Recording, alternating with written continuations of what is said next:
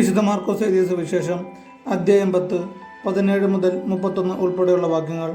ധനികനും ദൈവരാജ്യവും.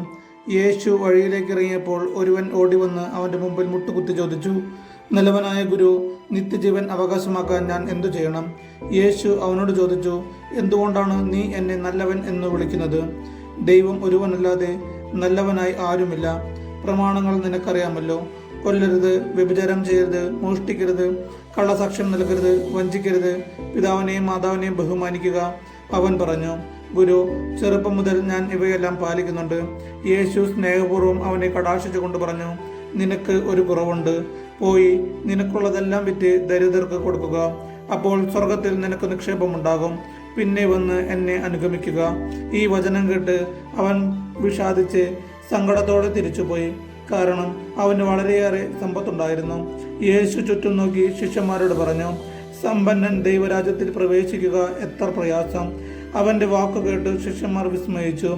യേശു വീണ്ടും അവരോട് പറഞ്ഞു, മക്കളെ, ദൈവരാജ്യത്തിൽ പ്രവേശിക്കുക എത്ര പ്രയാസം. ധനവാൻ ദൈവരാജ്യത്തിൽ പ്രവേശിക്കുന്നതിനേക്കാൾ എളുപ്പം ഒട്ടകം സൂചിക്കുഴലിലൂടെ കടക്കുന്നതാണ്. അവർ അത്യധികം വിസ്മയഭരിതരായി ചോദിച്ചു, അങ്ങനെയെങ്കിൽ രക്ഷപ്പെടാൻ ആർക്കു കഴിയും? യേശു അവരുടെ നേരെ നോക്കി പറഞ്ഞു, മനുഷ്യന് ഇത് അസാധ്യമാണ്, ദൈവത്തിന് അങ്ങനെയല്ല. അവിടത്തേക്ക് എല്ലാം സാധിക്കും. പത്രോസ് പറഞ്ഞു, ഇതാ ഞങ്ങൾ എല്ലാം ഉപേക്ഷിച്ച് നിന്നെ അനുഗമിച്ചിരിക്കുന്നു.